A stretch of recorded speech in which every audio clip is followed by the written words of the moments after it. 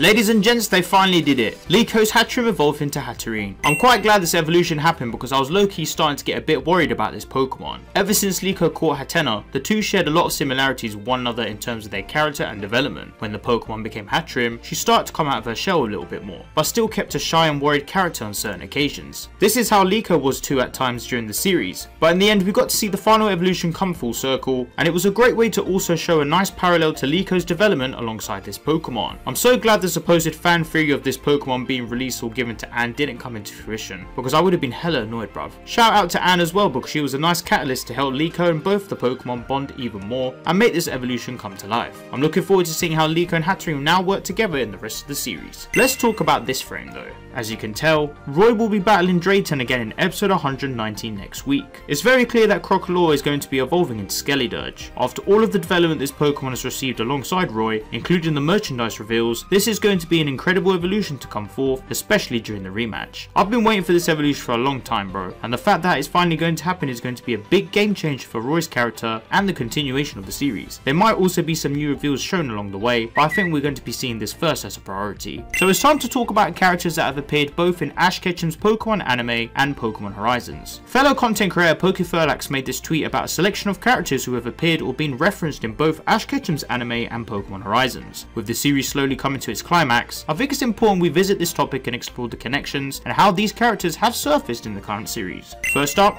we have Molly, and how she came from a family of Nurse Joy. Back in episode 94, Molly returned and reunited with Liko and Roy. During the episode, we also got the reveal to Molly's mother, who in fact is an elderly Nurse Joy. Nurse Joy have been shown various times in the series, and of course, they are a prominent character shown in Ash Ketchum's universe. This is the first character that has been revealed in both timelines. Next, we have the Galar Hiker. Now this character initially started off to make a bit of noise when viewers recognized their appearance in Pokémon Horizons, but allow me to explain it a little further. The Galar Hiker first made an appearance in episode 101 of Pokémon Journeys, where he provided ingredients to both Ash and Go. We then saw this character reappear in episode 27 of Pokémon Horizons, where they met Liko, Roy and the rest of the gang. Now the thing about this character is that there are multiple of them in the Pokémon world, so it's hard to pinpoint if this exact hiker was the same one that Ash and Go first met too. On top of that, neither hikers reference either parties in any manner, so it's hard to tell if there is any accurate continuity or not. However, this is still another character that has appeared in both anime series. Now it's time to talk about Looker. In episode 113, Emma mentioned a character named Looker. Looker is a character from the Pokémon anime and games, and he is also the guardian of Emma, who essentially adopted her and brought her up under his wing. What makes this even more interesting is that Looker has only been shown in Ash Ketchum's anime following that universe and timeline, so taking this into consideration, compared to Nurse Joy and Galar Hiker, Looker is the first major supporting character that has been mentioned to not only be shown from Ash Ketchum's anime universe and timeline, but has also appeared in Pokémon Horizons as well. But then we have Drayton. Drayton was mentioned in episode 116, where Lacey and Cyrana revealed to Roy that Drayton was Drayton's grandson, and that Drayton has a close friendship with Hassel. Drayton is the gym leader of Opelucid City, and Ash also encountered this character back in the Black and White series. He also made a return in the Pokémon Journeys anime. Sticking on this topic, in episode 117, during her battle and conversation with Uruto, Lacey mentioned that her father is Clay from the Unova region. Clay motivated Lacey on what she wanted to do in life, and he is the gym leader of Driftveil City, another gym leader that Ash 2 battled during his time back in the Black and White series. There are also a few additional details that could favour or prove against if both animes are in the same universe, so let's explore all of those as well. First, we have episode 19. In this episode, we see Liko and Roy visit Motorstoke in the Galar region. Motorstoke was first mentioned in episode 100 of Pokémon Journeys, where Ash planned to take a train there from Winden to meet up with Go at the Motorstoke riverbank.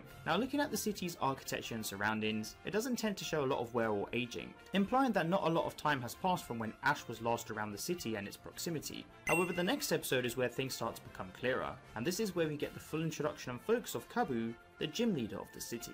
Kabu never made an appearance in Pokémon Journeys, however other Galar gym leaders such as Bee, Alistair, Opal, Piers and Raihan did. Depending on the continuity of this series and the timelines, this could mean that Ash and Liko are both connected in the same timeline due to the presence of these characters that are still representing the league. Looking at Kabu as well, he doesn't seem to look any different to what his game counterpart looks like in terms of age, implying that maybe not a lot of time has passed as to when Ash was adventuring.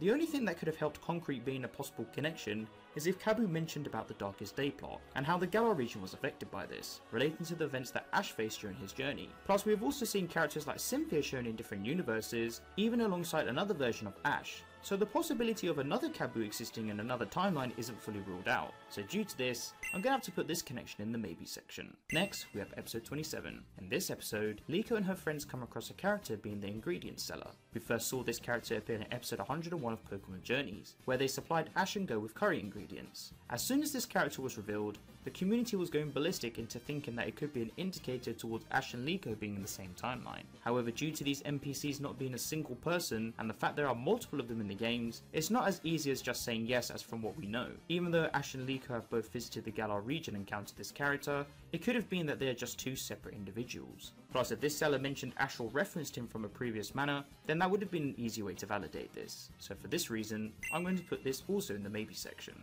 Moving on, we have Captain Pikachu.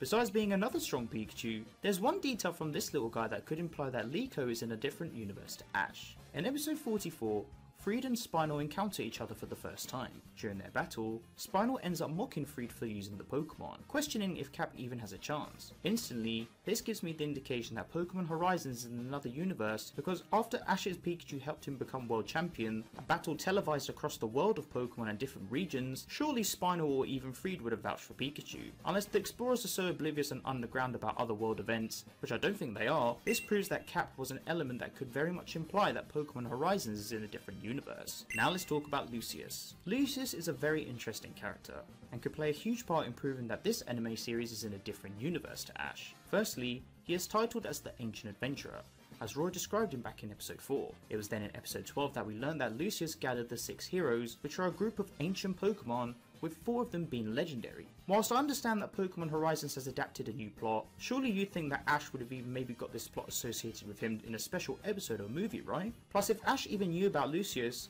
and how strong he is compared to overtowering Tobias, then I think this would have been much more apparent. Of course, with Ash leaving the anime, it doesn't really help his case. So for now, I'm going to put this in the opposite category. This then leads to Terrapagos, a very special Pokemon that also could be the key in helping solving the mystery. In the Pokémon Scarlet and Violet games, Terrapagos can alter timelines to some extent. As seen both in the games and anime, it has the capabilities of bringing humans, Pokemon and objects, all from other timelines all together at the point of time and space it's currently in. In the anime's case, Terrapagos was able to share visions of Lucius and his Pokemon from the past. I personally think that with all of this amalgamated together with the plot of Pokémon Horizons, it could very much be that Liko is in a different universe to Ash. The plot just seems very diverse to the usual, and with a character like Lucius weighing a great importance on this with Terrapagos, I don't think this could correlate to Ash's journey. Finally, we have Gibeon. The boss of the Explorers was first teased in episode 45, and it wasn't until episode 54 that we got to see him live in the flesh, and how he mentioned how he was aiming to get back to Rakua, a place where Lucius lived happily with his Pokemon.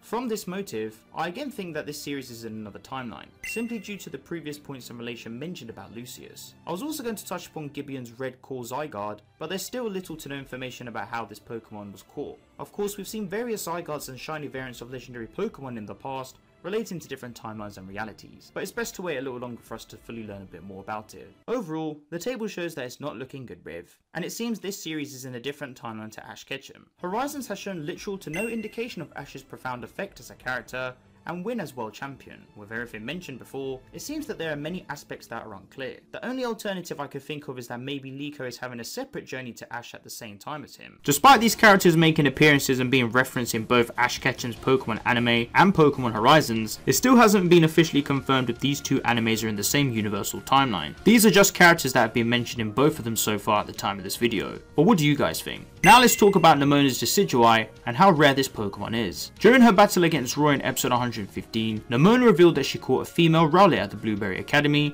and raised it up to be a strong Decidueye. What's rare about this Decidueye is that it's actually a female Pokemon, and if we take into consideration the gender rates of this specific Pokemon, there's only a 12.5% chance of it being encountered as a female. Of course, the anime and game logic are two separate things, but it's also really cool to see that another character has a female starter Pokemon on their team. We've seen many examples of this before in the past. Pecharunt is starting to become a hot topic. In the latest Pokémon Horizons opening, this frame started to spark a huge discussion. From the initial frame, It looks like Muchi, which can be related to Pecharunt, making an appearance in this series. Even though the Teal Mask mini arc is over, it's quite interesting that we didn't get the reveal of Ogerpon or Pecharunt in this series, especially seeing as we now have the Blueberry Academy arc. Nothing is set in stone, but I do wonder whether or not if we will see this Pokemon in the future, especially with this frame from the opening starting to bring forward a potential clue. Kieran was finally mentioned in Pokémon Horizons. Back in episode 117, Carmine mentioned to Dot that she reminds her of her brother being Kieran. We haven't seen Kieran make an appearance yet in this series, and seeing as the Blueberry Academy is the pinnacle part of the Scarlet and Violet games to showcase Kieran's character, I too wonder if we will see him appear in the series later on down the line. Maybe he'll be a super boss that they are yet to battle, or maybe he'll just have a casual battle with one of the characters later on down the line. Well man, then Pokémon Horizons continues to bring more questions to the table. The story is starting to reach its climax. There are a lot of questions surrounding all of these characters and if they relate to Ash Ketchum's Pokemon anime.